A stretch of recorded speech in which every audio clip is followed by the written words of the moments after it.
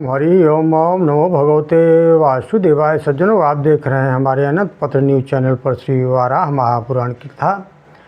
आज का प्रसंग है पितरों का परिचय है और श्राद्ध के समय का निरूपण की कथा है। आइए चलते हैं सीधा कथा की तरफ। भगवान वाराह करते हैं पृथ्वी भगवान श्रीहरि निमेष मात्र में ही वह सब अद्भुत कर्म कर दिखाया था। उस क्षेत्र में प्रभास नाम से प्रसिद्ध एक तीर्थ है। वह परम दुर्लभ तीर्थ चंद्रमा से संबंधित है।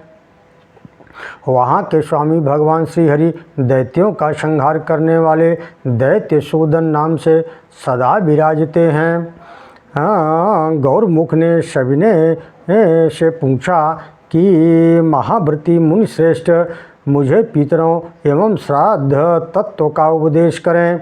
मार्कंडेय जी कहते हैं, भगवान नारायण समस्त देवताओं के आदि प्रवर्तक एवं गुरु हैं। उन्हीं से ब्रह्मा प्रकट हुए हैं। फिर 7 मुनियों की सृष्टि की गई है। मुनियों की रचना करके ब्रह्मा जी ने उनसे कहा, तुम मेरी उपासना करो। सो यह सुनते हैं उन लोगों ने स्वयं अपनी ही पूजा शुरू कर ली। इस प्रकार कर्म विकृत देखकर ब्रह्मा जी ने उन्हें शाप दे दिया, तुम लोगों ने ज्ञानाभिमान से मेरी जगह अपनी पूजा कर विपरीत आचरण किया है, अतः तुम्हारा ज्ञान नष्ट हो जाएगा।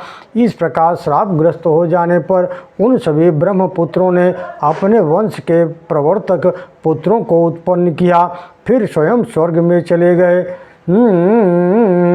उनके पुत्रों ने बुद्धिपूर्वक श्राद्ध करके उन्हें तृप्त किया। उन पितरों की वैमानिक संज्ञा है। वे सभी ब्रह्मा जी के मन से प्रकट हुए हैं। पुत्र मंत्र का उच्चारण करके पिंडदान करता है।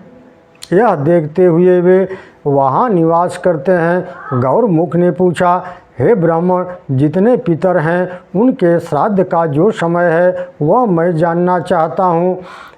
उस लोक में रहने वाले पितरों के गण कितने हैं? मार्कंडेय जी कहते हैं, हे द्विजवर, देवताओं के लिए सोम रस की वृद्धि करने वाले कुछ स्वर्ग निवासी पितर मरीच आदि नामों से विख्यात हैं। उन श्रेष्ठ पितरों में 4 को मूर्त मूर्तिमान और 3 को अमूर्त बिना मूर्ति का कहा गया है। इस प्रकार उनकी संख्या 7 है। उनके रहने वाले लोक को तथा उनके स्वभाव को बतलाता हूँ, वह सुनो। संतानक नामक लोक में भास्वर नामक पितृगण निवास करते हैं, जो देवताओं के उपास्य हैं। ये सभी ब्रह्मवादी हैं। ब्रह्मलोक से अलग होकर ये नित्य लोकों में निवास करते हैं। सवयुग व्यतीत हो जाने पर इनका पुनः प्रादुर्भाव होता है। ये सभी पितर श्राद्ध में योगियों के योग द्वारा तृप्त किए जाने पर योगी पुरुषों के हृदय में पुनः योग की वृद्धि करते हैं, क्योंकि भगवत भक्त के भक्ति योग से इन्हें बड़ा संतोष होता है। अतएव योगीवर भगवान को अपना सर्वस्व अर्पण करने वाले योगी पुरुष को श्राद्ध की वस्तुएं देनी चाहिए। सोम रस पीने वाले सोम पितरों का यह प्रथम सर्ग है। ये पितर उत्तम वर्ण वाले ब्राह्मण हैं। इन सबका एक एक शरीर है। ये स्वर्ग लोक में रहते हैं। भूलोक के निवासी इनकी पूजा करते हैं। कल्प पर्यंत जीवी मरीच आदि पितर ब्रह्मा जी के पुत्र हैं। वे अपने परिवारों के साथ मरुतों की उपासना करते हैं। मरुदगण उनके उपास्य हैं। सनक आदि तपस्वी वैराज नामक पितृगण उन मरुदगणों के भी पूज्य हैं। वैराज संज्ञक पितरों की गण की संख्या 7 कही जाती है। यह पितरों की संतान का परिचय हुआ।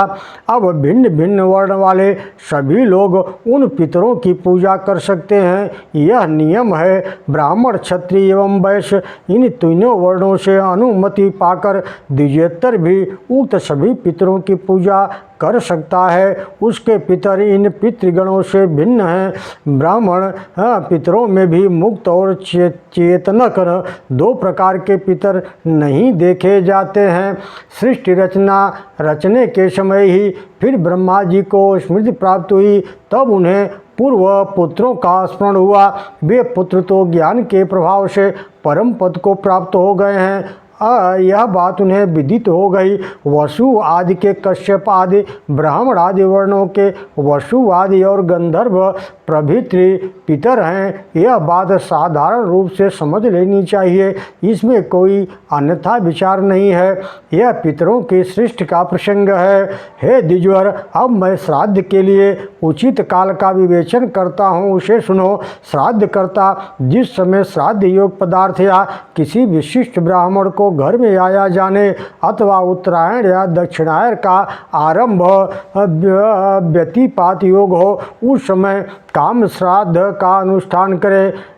विषुव योग में सूर्य और चंद्रमा के ग्रहण के समय सूर्य के राश्यांतर प्रवेश में नक्षत्र अथवा ग्रहों द्वारा पीड़ित होने पर बुरे स्वप्न दिखने या घर में नवीन अन्न आने पर काम्य श्राद्ध करना चाहिए। जो अमावस्या, अनुराधा, विशाखा एवं स्वाति नक्षत्र से युक्त हो, उसमें श्राद्ध करने से पितृगण 8 वर्षों तक तृप्त रहते हैं। इसी प्रकार जो अमावस्या, पुख, पुनर्वस या आर्द्रा नक्षत्र से युक्त हो, उसमें पूजित होने से पितृगण 12 वर्षों तक तृप्त रहते हैं।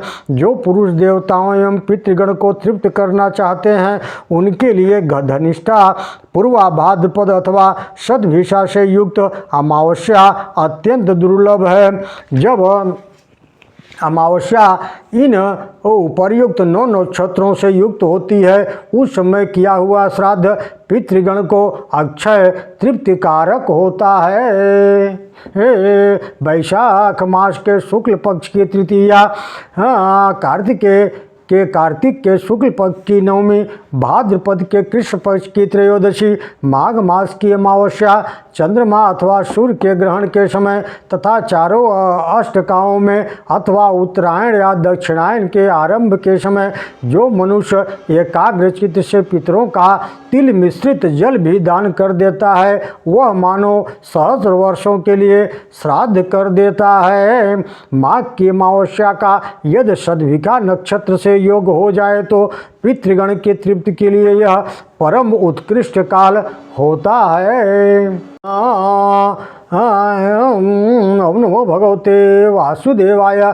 पितृगण कहते हैं, कुल में क्या कोई ऐसा बुद्धिमान धन्य मनुष्य जन्म लेगा जो वित्त लोलुपता को छोड़कर हमारे निमित्त पिंडदान करेगा। संपत्ति होने पर जो हमारे उद्देश्य ब्राह्मणों को रत्न, वस्त्र, यान, संपूर्ण भोग सामग्रियों का दान करेगा, अथवा केवल अन्न वस्त्र मात्र वैभव होने पर श्राद्ध काल में भक्ति विनम्र चित्त से श्रेष्ठ ब्राह्मण को यथाशक्ति भोजन ही कराएगा, या अन्न देने में भी असमर्थ होने पर ब्राह्मण श्रेष्ठों को वन्य फल, मूल, जंगली साग, थोड़ी सी दक्षिणा ही देगा। यदि इसमें भी वह असमर्थ रहा तो किसी भी द्विज श्रेष्ठ को प्रणाम करके एक मुट्ठी काला तिल ही देगा, अथवा हमारे उद्देश्य पृथ्वी भर पर भक्ति एवं नम्रता पूर्वक 7-8 तिलों से युक्त जलांजलि ही देगा।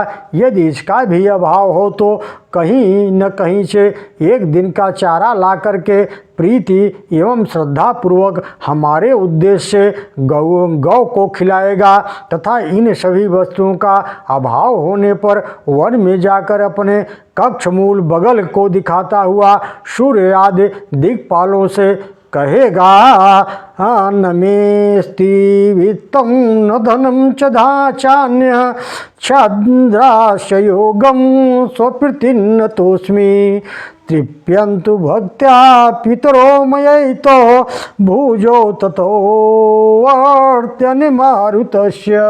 मेरे पास श्राद्ध कर्म के योग्य न धन संपत्ति है और न ही कोई अन्य सामग्री है, अतः मैं अपने पितरों को प्रणाम करता हूँ। वे मेरी भक्ति से ही तृप्ति लाभ प्राप्त करें। मैंने अपनी दोनों बाहें आकाश में उठा रखी है।